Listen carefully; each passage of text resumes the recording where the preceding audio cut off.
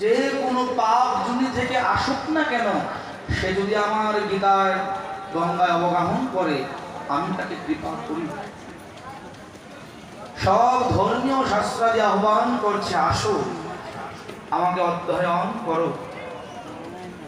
কিন্তু একটি মাত্র পুরাণ, অমল পুরাণ শ্রীমদ্ ভাগবত মহাপুরাণ, যে গ্রন্থের মধ্যে কোনো মল নেই, কোনো দোষ নেই, অমল অমল পুরাণ ভাগবত মহাপুরাণ, যে গ্রন্থে কোনো দোষ নেই।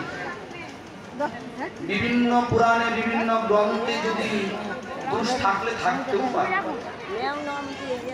সকল শাস্ত্রের সিদ্ধান্ত যে কোনো পাপ জুনি থেকে আসুক না কেন, সে যদি আমার গীতার গঙ্গায় অবগাহন করে, আমি তাকে কৃপা করি। সব ধর্মীয় শাস্ত্রাদি আহ্বান করছে, আসো আমাকে অধ্যয়ন করো।